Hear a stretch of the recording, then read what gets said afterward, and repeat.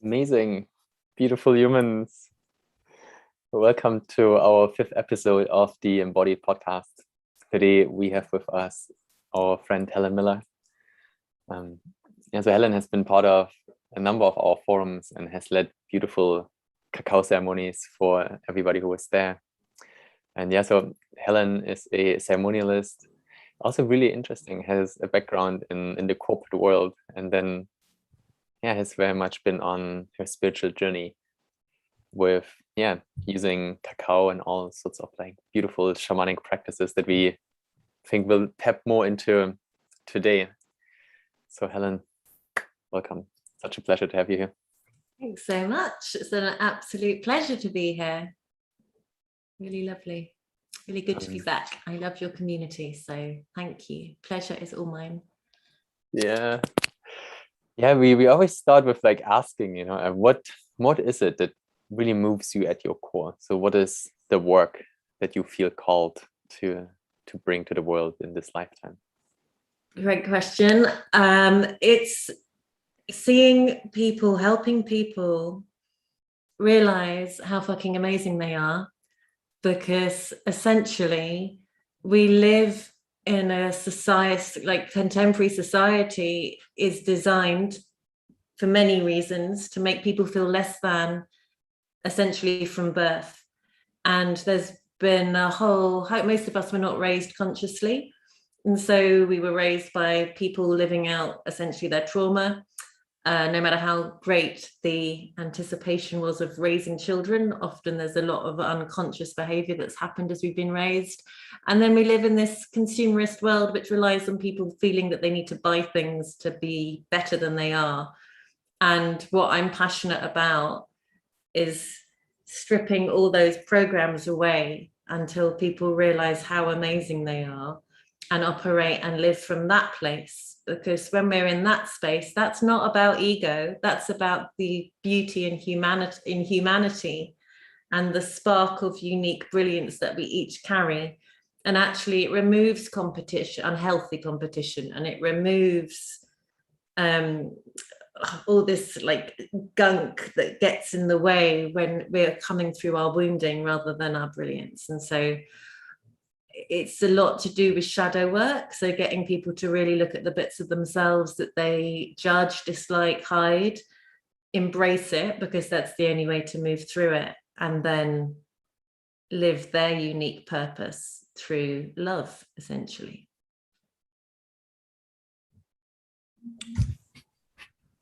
That is brilliant. That's beautiful.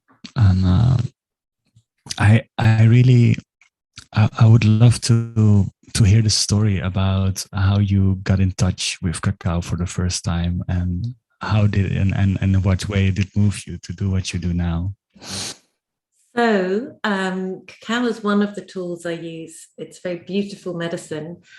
I had a very sort of strong, straight to the quick spiritual awakening through magic mushrooms.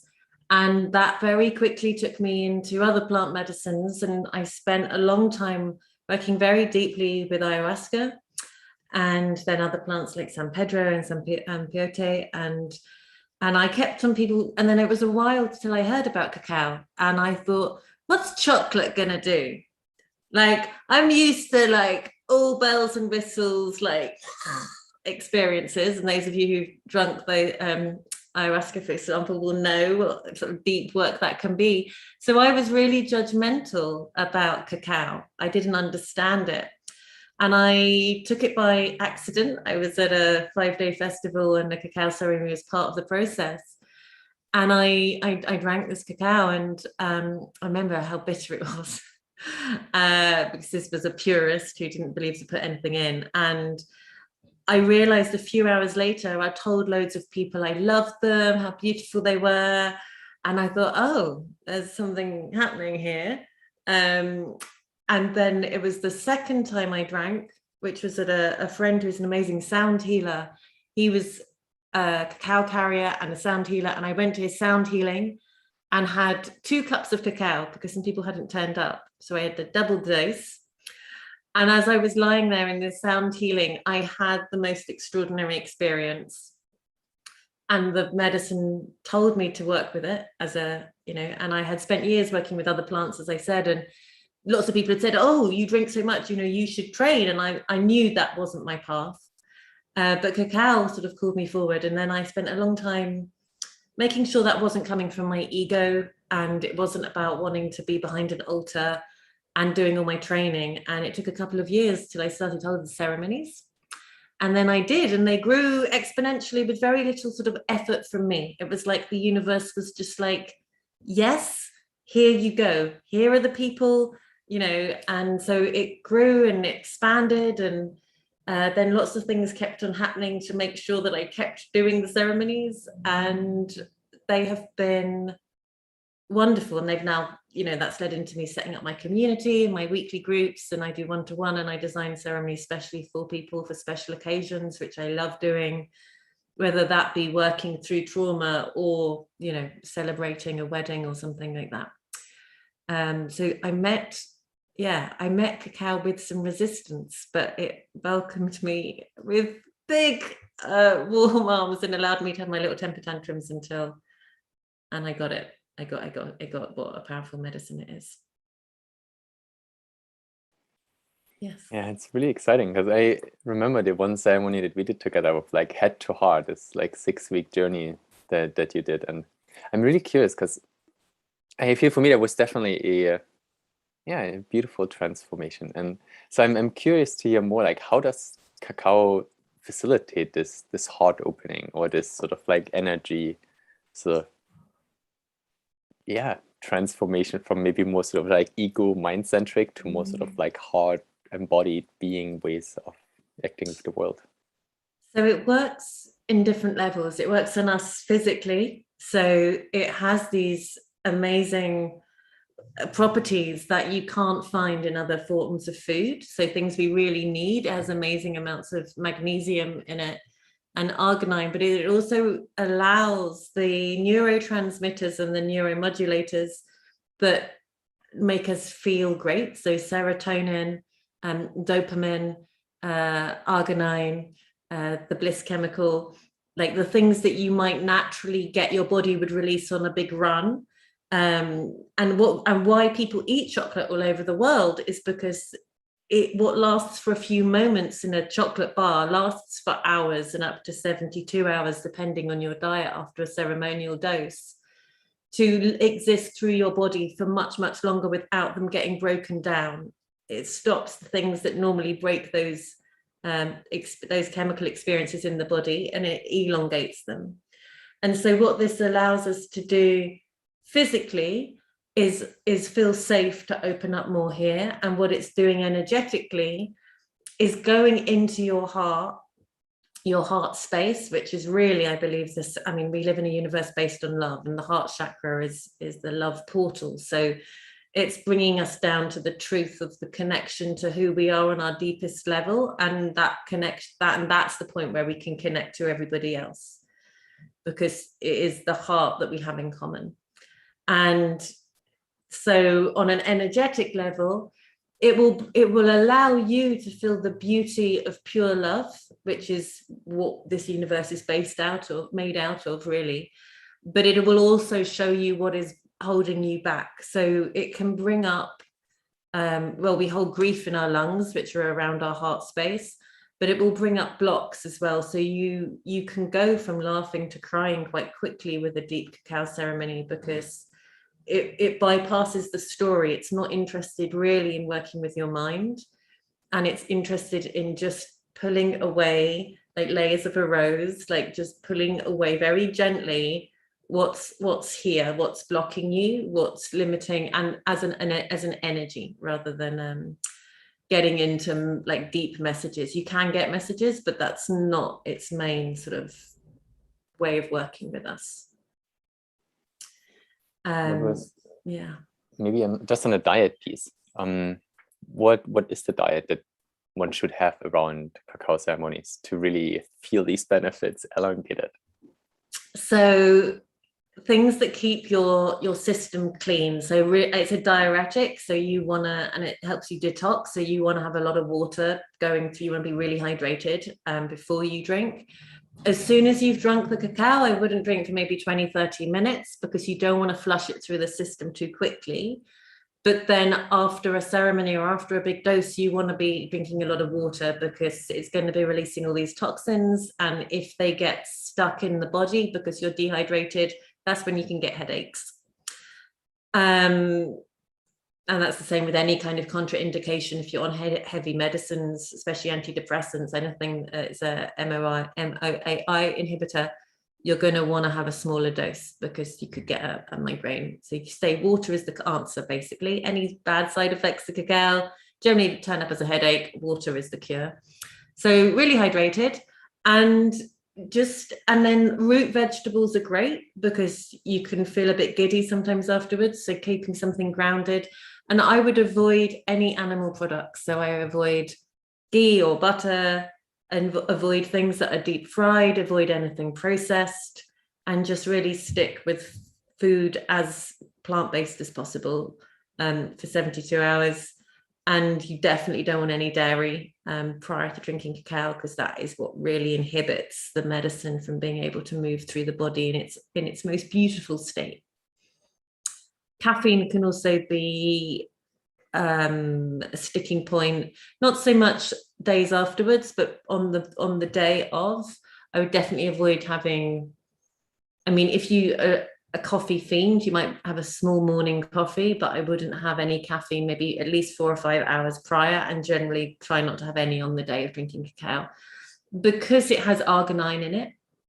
And arginine is a sorry, I don't mean arginine, I mean the theobromine. Theobromine is a relative of caffeine. It's not the same thing. The actual amount of caffeine in the cacao will depend on the strand of cacao you have, but it's generally not as much as you would get in a decaf coffee. It's like a trace amount.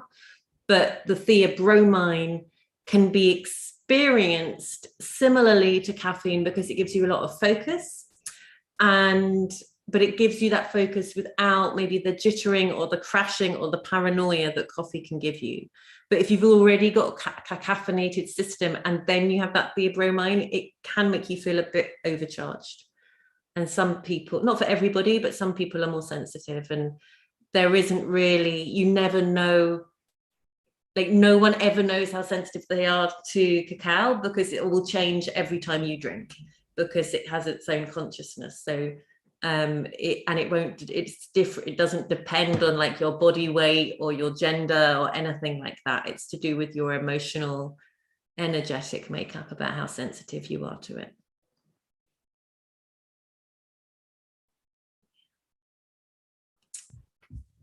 I love that. And yeah,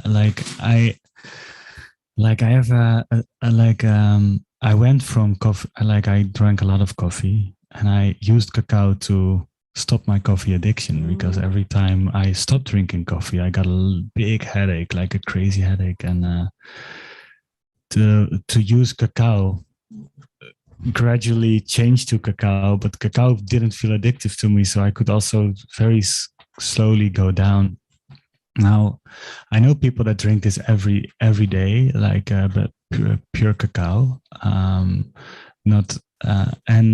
there is, I think, a nuance I discovered way later on my journey into this, and that is which kind of cacao. I've at the beginning, I was pretty naive. I was just supermarket, like pure cacao powder thing, but that is a total different experience as the cacao you are providing. And I maybe touch a little bit on that difference, because for me, I learned it way farther in the process. I was first drinking a lot of, let's say, shitty cacao before I came to the real deal. So can you touch a little bit on that? Yeah, totally. And this, I have lots of people who are like, oh, I have cacao all the time. I know about cacao. So you can't, generally, I have never come across a shop that stocks ceremonial grade cacao. You have to buy that from a supplier, generally online. You can get some from me. But the cacao powder that you might get in like a health food shop that's 100% cacao and that's all that's in it is great. But the game-changing cacao is ceremonial grade. And what makes it ceremonial grade is the quality of the cacao itself, so the trees and the soil and how it's grown, but it's also how it's cultivated and it's how it's processed between literally being in a pod to getting into that powdered form. And the ceremonial grade, the two types that I import and hold are grown with people who understand it as a plant medicine. And for example, I've got some that comes from Ecuador, and that's grown by the Quechua tribe, and they hand pick all the cacao. It's not done through machinery, it's not done through processes, and the trees that are growing are 50 years old. So in commercially produced normal cacao, the trees will be young. They'll probably be pulling the pods off as soon as they can. And if you think about the wisdom, and it's the same maybe with ayahuasca, like the age of the vine will deepen the experience of the medicine.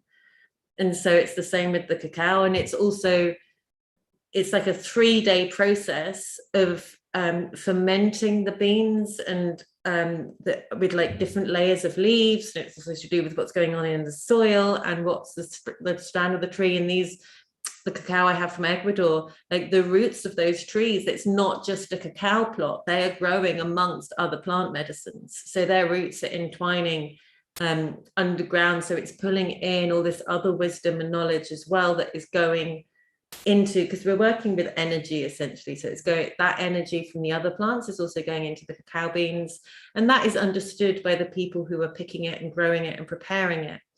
And it's also to do with how hot it goes, and this is really the difference between like a health food shop cacao and ceremonial grade, is that it's only very, very gently heated to get it into a liquid form, and then it cools into the block, whereas it will be just blasted with heat. It's still, 100% cacao, but when you blast that with the heat, that's when you really break down all those juicy, good neurotrans, the things that I spoke about before, that are gonna, and that they are the building blocks for this spiritual experience that you can get with ceremonial grade cacao, in a nutshell, or in a cacao shell.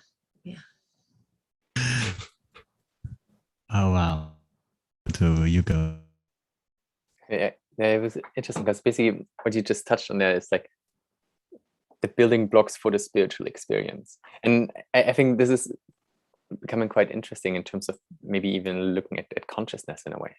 Because on the one hand, yes, we have these neurotransmitters that within our system kind of like trigger certain experiences. Maybe like it changes like our serotonin balance or things like that. But then also there's this energy side that you said in cacao, having that conscience of itself. So I'm curious to maybe look at these two components a bit more, where we have the physiological aspects where the cacao changes our system and maybe shifts balances of certain neurotransmitters in us, and then on the other hand that more just energetic, basically like we being in consciousness and the plant having its consciousness in it, how this sort of like intermingles. I'm curious to hear your perspective on that. Absolutely. And so much of this is to do with intention. And this is often why I would encourage somebody to come to a ceremony to really experience what the spiritual potential of cacao is. Because if you don't really know what you're doing, or you're just trying it out at home, you can have a small experience, or you might have a big experience. But if you're not used to working ceremonially or shamanically, then you maybe don't know about how to hold space for yourself or set the space up. And cacao is like, I guess it's like thinking of like having a new friend. If you just rock up and you're like, they turn up at your house and you just like, oh, sit on the sofa, and then you get on with your work and you walk past and occasionally you say hi. That's the equivalent of like having a microdose of cacao and drinking it while you get on with your work, and you're using it maybe to replace coffee, maybe to decrease your sugar intake and all those sorts of things. But cacao has the potential to allow you to think completely creatively, to see your life in a different way, to really tap into deep waves of creative potential that you hold, to open up your heart, to receive, downloads and all of those sorts of juicy things. And that can depend on dosage, but really that's to do with the intention. So if you meet a new person, you sit them on your sofa and you sit next to them and you ask them how you're doing, and you're going to get a lot more from that interaction with how much time and focus you put into it. So for example, when I'm making a cacao, when I'm like, I don't have other stuff going on while I prepare it. I might play specific music. But, for example, maybe I'm listening to a YouTube video. If it's got any kind of like negative energy going on, if it's something like truth and news or whatever, like I will not play that while I'm working with the cacao. Like I don't want that energy to be going into the cup.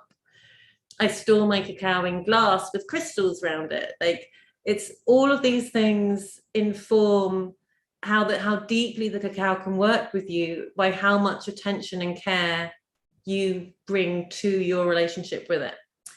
And so I will chop up the cacao and I'll be consciously praying, like, what am I, or intending, like, what am I putting into this cup? Why am I drinking this cacao? Like, I'm not just unconsciously munching a chocolate bar for the taste factor. Like I'm drinking ceremonial grade cacao. Why? Like, what do I need? Like, am I blocked about something? Do I want to get insight into why a friendship's going awry? Do I really want to have a great meeting with somebody? And I want to get deeply into my heart space before I have that meeting. And then especially I hold weekly groups, while the cacao is heating, I lean over the pot and I whisper in all the words that I want to happen in the ceremony. So I'm whispering in service, love, creativity, support, unlocking, community, connection, expansion. I'm talking this into my cacao. And then I'm holding space for people. And if I was a participant, I might be much more into the cacao, but because I'm holding space, I've done that work whilst they've made it. So the cacao is then programmed with, how I'd like to work with it. And that's where you wouldn't necessarily be getting that experience with the stuff from Holland and Barrett or whatever. I don't want to slate Holland and Barrett, but whatever shop you might have got this other cacao from. So how do you actually implement it in your own personal life? Because I mean, you've given some sort of hints how you basically work with it, in preparation for the ceremonies and things like that. But I'm curious, how's your cacao lifestyle? Or I mean, how do you basically? So do you have one every few days? Do you have one every morning to basically start your day intentionally? Or curious to hear how it's basically a part of your life. I get asked this a lot, can you have too much cacao, and how to work with it. I would always work out why you're having it, because there are no rules and what's right for you. So it's the same with maybe my how I use hape or any other kind of shamanic medicinal tool. Is if something is becoming a crutch, if you feel like you can't get through your day unless you have your cacao, or I would say you need to look beyond that, because ultimately we need to be able to operate without being reliant on anything. But having said that, there are times where you might want to be working with cacao every day for 6 months, but then you might not drink it for 6 months, because it's about really understanding where you are and where you're meeting the cacao. And for example, I don't drink ayahuasca anymore, but for years I drank it lots and lots because I needed to work through a lot in that intensity. So now it's interesting. I drank a lot of cacao this year. I was holding a lot of space, and last year, but this year specifically, especially with the lockdowns, and I was just finding it really helpful to keep because I've been on my own for a long time, so keeping me in my heart, keeping me open and love fueled to create from that space with the work I offer.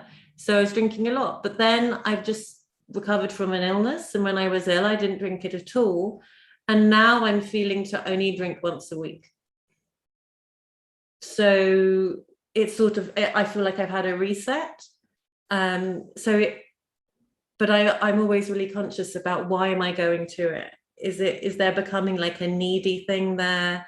Is it becoming like quite an unconscious like habit that I'm not actually then aware of, that I could be drinking a cup of tea, or I could be drinking a cup of cacao, and it's just out of habit that I'm going into the cacao.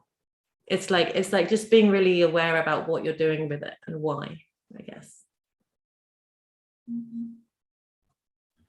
That's brilliant. And yeah, like you're so on it. Like if it becomes like really an attachment, then please go beyond that. I love what you're saying, and I also love what you were saying before that about the whispering, the intention, and the thing into the cacao. I really feel that works with a lot, that works with water, and you have Dr. Emoto's work. It works with plants, and it works with our own body. I really feel like literally there you can program your own chemicals. I love that.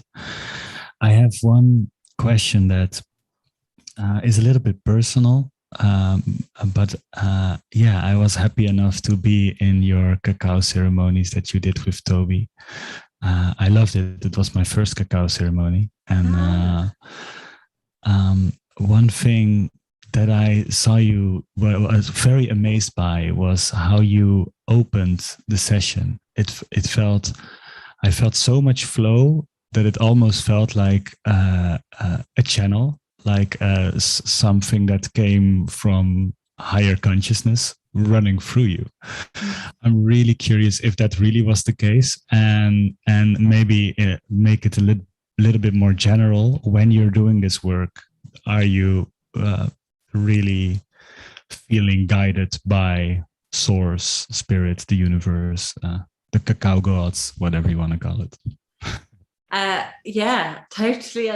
This is okay. So before I answer that question, talking about water, because not everybody who joins my ceremonies can get cacao in time or have cacao, and not everybody can always drink cacao, but they want to come because of the energies that I bring in and I work with. And it is totally okay to join with water, because as you said, water carries intention. And in the same way, if I'm holding a ceremony, people come without cacao, I invite them to have distilled water that they put crystals with, and they set it up so they charge up that water before they work with it. So that is totally an option for people, especially if they're maybe on very strong medication or coming out of operations or things like that, when they don't want to be drinking cacao. And yes, and this is why, my company is Heart Healer, Head to Heart Living, and cacao is part of my work, but it isn't all my work, because I do bring in other energies. And for example, on Sunday, I'm running a workshop on how to talk to trees, because I've had all 3 stages of initiation through the oak. So the oak is a consciousness, like cacao has a consciousness, and I work with the oak, I work with the yew, I work with the birch tree consciousnesses, and I have very strong Buddhist practice, which is how initially sort of how Toby and I's paths crossed. And I do have a team of guides, but my higher self, but it's not things that I usually articulate to people, because that can be a massive block to like a lot of people. And it isn't necessarily important for people to know what it is, because I'm not putting things into people. Like people's connection to their own heart, their own, what I'm creating is a safe space that I am setting up so that people are safe to relax into their own connection to their own like source connection. I'm not, and in terms of what I see as a healer, is somebody who empowers people to heal themselves, because you can only ever heal yourself. You can go to the best Western doctor, Eastern doctor, metaphysical doctor, shaman. If you're not open to healing, the work is going to fall flat. So what I'm bringing in is energy to allow people to feel safe, to feel out of their normal defense mechanisms that we need to get through life, so that they can do the healing to themselves from, because we're multidimensional, we're not just our little, ego identities, so they can tap into their own space. It's interesting when you say that with the ego identity, because there is, like, some people basically describe the ego kind of like this sort of shell that gives us like structure and support, but at some point you kind of like grow beyond it. But I'm wondering, like, do we maybe always have sort of an ego? But the question is like, where that ego is sort of kind of like coming from, and how does Cacao sort of facilitate maybe? I mean, curious to hear your perspectives. Is it kind of going beyond ego, or just like changing basically how our ego is that interface with the world, and we're just like shifting it to a different angle? I think let me know if I'm not answering this question. I think our ego, I mean, we always have our ego. We can't escape our ego. It changes. Like the spiritual ego can be just as big and destructive as, the unawakened ego. It's the aspect of us that is always looking for something to know what's going on with. So like, is that a level of competition, or look how good you are now because you've grown, or look how much more you know than this person, or look how much, there's a sort of edginess to what happens with our ego. What Cacao can allow us to do is allow the volume, like a DJ, like the amount of volume and focus our ego has, to quieten down, so the other aspects of ourselves can become what we navigate by. So it's almost like having a 2-year-old in the room who's going, look at me, mum, look at me, dad, look what I can do. And it's like, and I can just zone that out, and as it runs around, and eventually it's going to get bored, and maybe it'll read a book in the corner for a bit, and we can get on with the higher self stuff. Do you know what I mean? Whereas if you're really run down and afraid, and you like haven't had enough to eat or slept enough, and it's like, oh my God, that's just this noisy kid, and I can't actually focus on anything because actually all my energy is trying to block out this kid. It's like, that can be our relationship with our ego. Whereas Cacao's a bit like, here I am.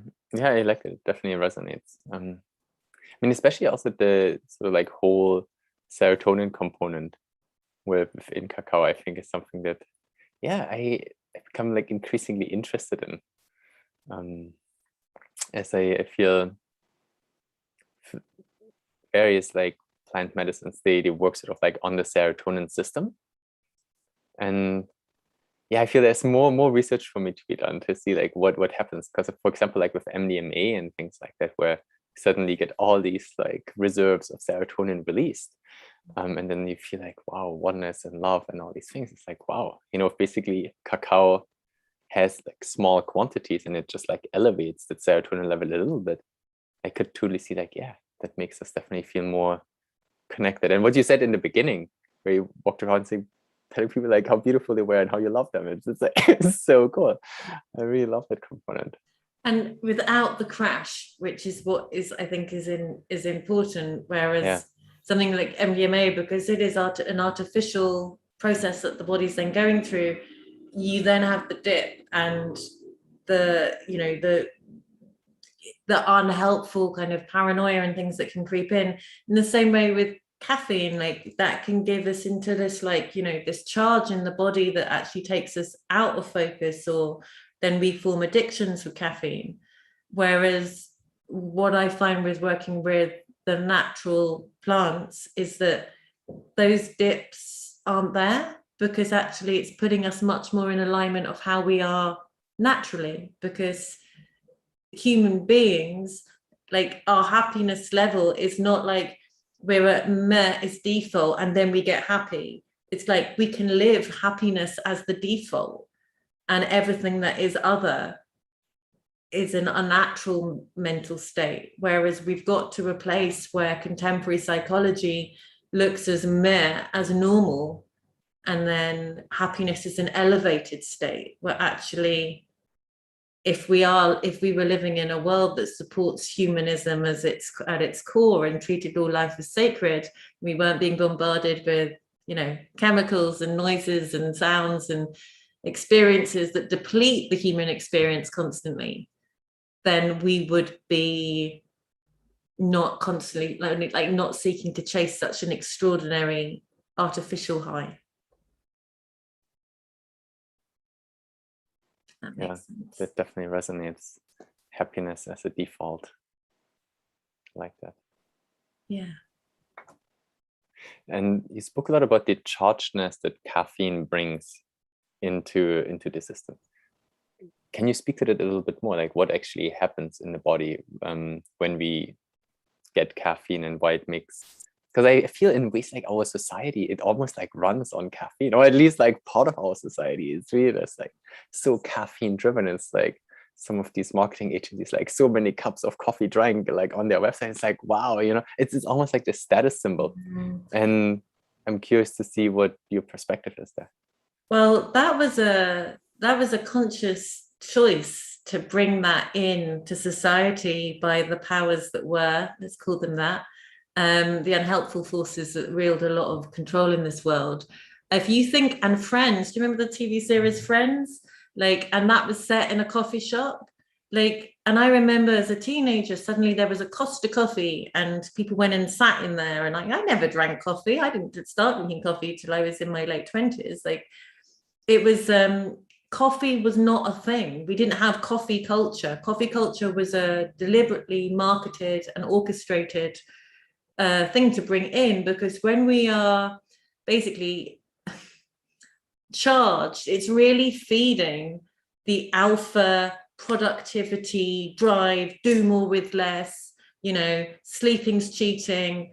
And that is actually, it's using humans as machines rather than, it's really shutting down any form of yin energy, feminine energy, which is not about gender. It's about, you know, we all have masculine, feminine energy within us.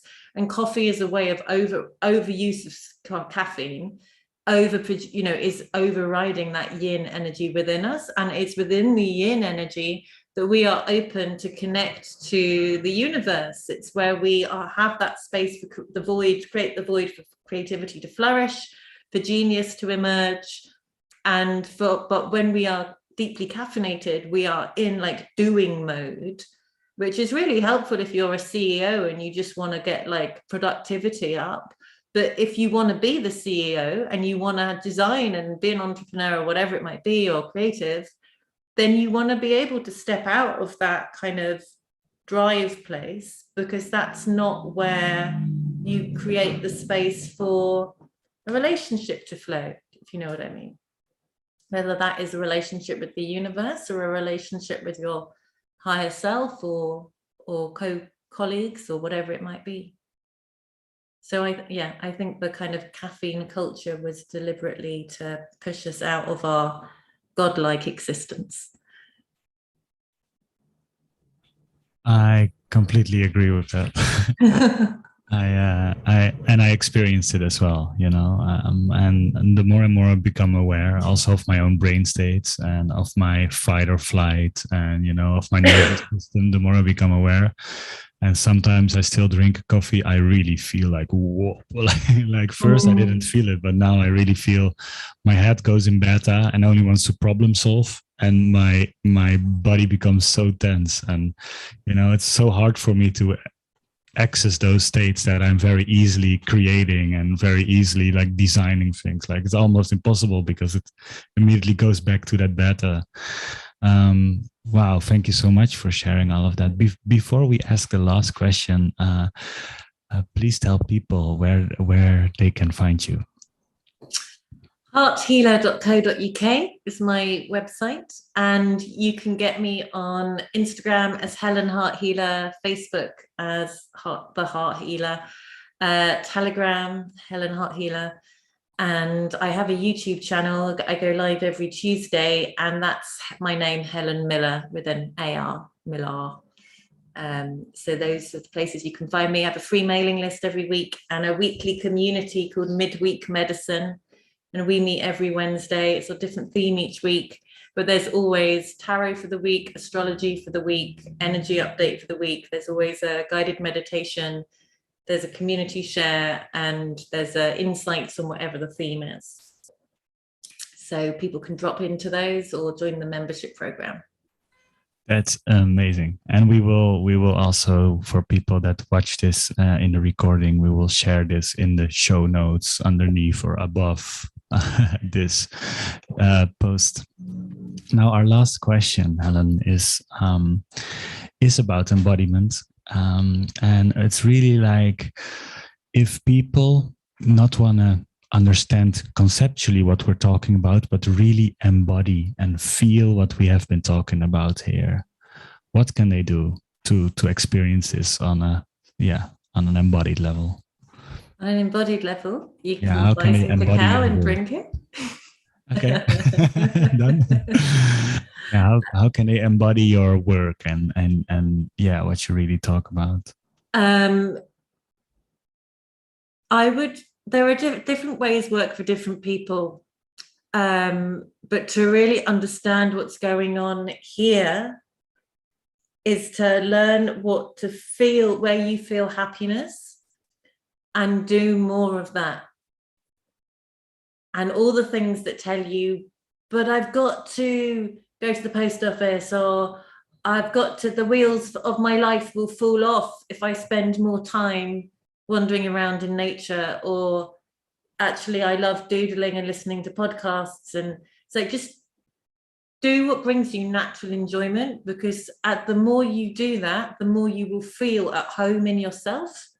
The more you feel at home in yourself, the more things will start to unlock, and you will start to magnetize the things in the universe that are right for you.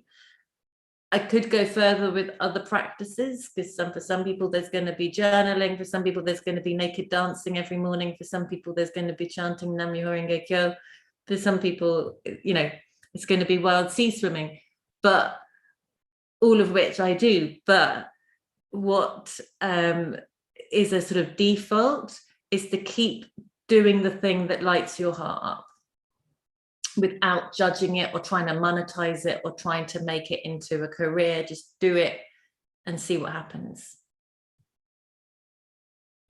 Wow, that was awesome.